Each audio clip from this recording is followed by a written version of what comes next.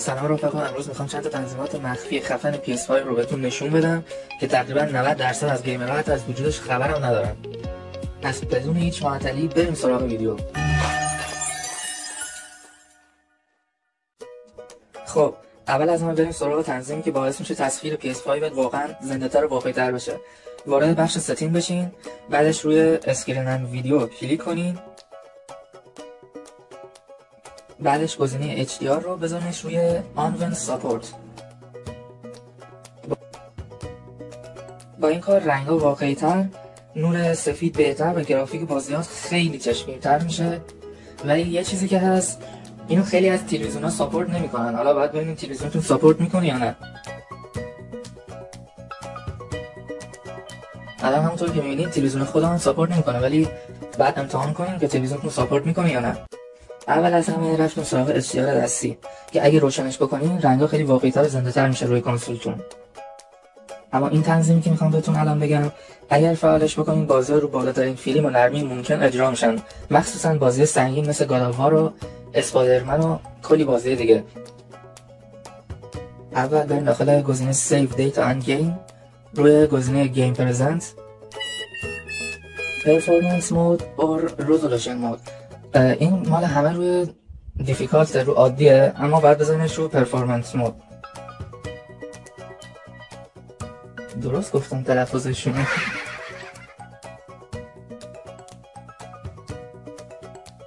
تنظیم بعدی که میخوام نشونتون بدم صدای سه‌بعدیه که این گزینه که میخوام نشونتون بدم مال تلویزیونه. برای تلویزیون داخل بخش ساوند یا همون صدا میشین، توی بخش 3D آدیو برای تلویزیونتون این گزینه رو فعالش میکنین. اگه بخواین تنظیمش کنین که مثلا چی جوری باشه، روی گزینه 3D آدیو برای تلویزیونتون این گزینه رو فعالش میکنین. اگه میخواین همینطوری فقط سه‌بعدی عادی باشه که میزنین برای بعدا تو دیسپلیتر، اما اگه دوست دارین طوری که خودتون میخواین تنظیمش بکنین استارت رو میزنین، هر جوری که میخواین میتونین تنظیمش بکنین. برای بخش هدفونش هم پایین تیوی نگاه کنیم نوشته هدفون، که من هدفونی نداشتم که به PS5 بخوره، به خاطر همین نمیتونستم بذارمش. اما خب گزینه بعدی که میخوام بهتون بگم واقعا میشه جزو بهترین تنظیماتیه که میشه برای کنسولتون پیدا کنیم. این گزینه فقط مخصوص پلاسه. مثلا موقعی که ظرفیت 3 پلاس بخرین، اگر بخواین یه بازی بکنین بعدش پلاستون تموم بشه سیوش میپره، ولی اگر این گزینه رو فعالش کنین سیوش نمیپره و اگر دوباره پلاس بخرین حتی ظرفیت 3 از ادامه بازیتون میاد. اما متاسفانه طبق قوانین سونی فقط مخصوص پلاسه، به خاطر همین فقط باید پلاس داشته باشین که انجامش بدین این کارو. واقعا میشه که جزو بهترین تنظیمات کنسوله، چون که اگر مثلا CD بخرین بخواین بعداً بفروشینش یا بشکنین خراب بشه یا هر چی دیگه، اگر این گزینه فعال باشه بازی سیو میشه و هر موقع دوباره سیدیشو بخرین میتونین ادامهشو بازی کنین.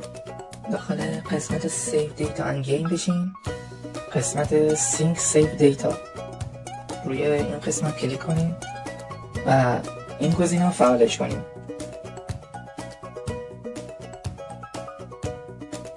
خب بریم سراغ گزینه بعدی که واقعا به نظرم خیلی به درد میخوره و همه باید فعالش بکنن. بخوام براتون توضیح بدم که چقدر این گزینه خوبه، باید بگم که اصلا من یادم نیست که پلی‌استیشن کدوم دکمه خاموش روشنشه. چون که اگه این گزینه رو فعالش بکنین، اگر فقط دکمه دسته پلی‌استیشن رو فشار بدین، پلی‌استیشن جدا از اینکه روشن بشه خودش میره داخل اکانت بازیتون، هم تلویزیون روشن میشه هم میره داخل اکانت بازیتون. یعنی دیگه نیاز نیست موقع روشن شدن پلی‌استیشن انتخاب کنین داخل کدوم اکانتتون بره. کلا داخل بخش یوزرز اند اکانت بشین، داخل لاگین ستینگ این گزینه رو فعالش بکنین. وقتی که این گزینه رو فعالش میکنین، اگر پلی‌استیشنتون رو بخواین روشنش بکنین میاد داخل خود اکانتتون، دیگه نیاز نیست انتخاب کنین داخل چه اکانتی بره. اما رفقا اینم بهتون بگم که بعد تلویزیونتون قابلیتشو داشته باشه، چون چند تا تلویزیون که من امتحان کردم همچین قابلیتی نداشتن. وگرنه اگه این گزینه فعال بکنین اما تلویزیونتون همچین قابلیتی نداشته باشه، همچین اتفاقی نمیفته که مثلا با دکمه دسته پلی‌استیشن کنسولتون روشن شه و بره داخل اکانتتون، و یا تلویزیون خود به خود روشن بشه همزمان. بریم تنظیمات تلویزیونش هم نشونتون بدم که اینا باید حتما فعال کنیم. بریم داخل تنظیمات تلویزیونتون، داخل بخش ورودی، حالا داخل هر تلویزیونی ممکنه فرق بکنه ولی برای تلویزیون من بخش ورودی ها یا همون اگر درست بگم HDMI باشه. همونطور که میبینیم زده روشن شدن خودکار تلویزیون، روشن کردن تلویزیون با دستگاه HDMI. این گزینه رو فعالش بکنیم. این هم نتیجه کاره که همونطور که میبینید خیلی راحت، فقط با یه دکمه هم کنسول روشن شدن تلویزیون، هم راحت رفت داخل اکانت، نیاز نبود اکانت انتخاب کنم.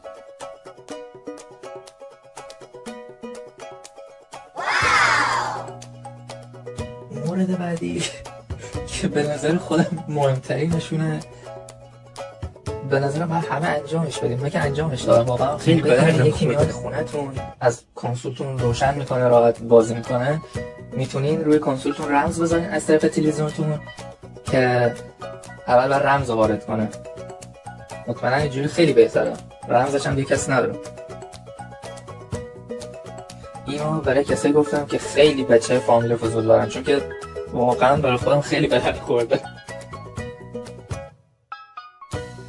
خب بریم سراغ آموزشش.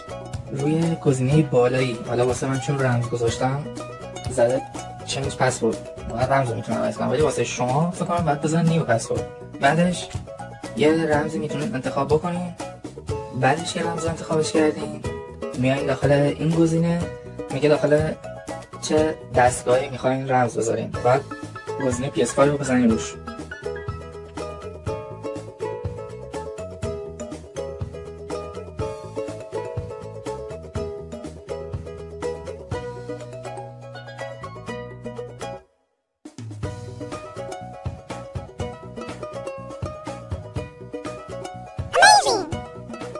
اگر نمیتونین از طریق تلویزیون رمز بذارین روی کنسولتون اینطور که آموزش دادم، میتونین این کاری که الان میخوام بهتون آموزش بدم و انجام بدین که از طریق خود تنظیمات کنسولتون میتونین رمز بذارین روی اکانتتون.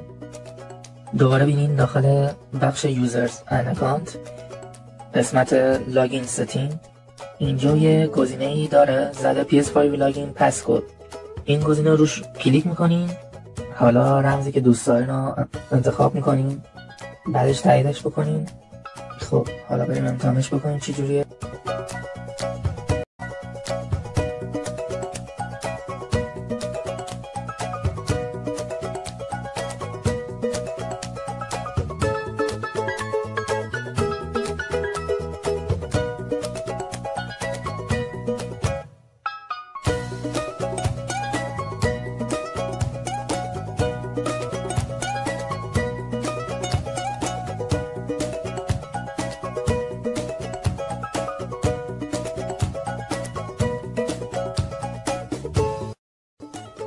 همینطوری که میبینید الان موقعی که میخواین وارد اکانت بشین از اون رمز میخواد.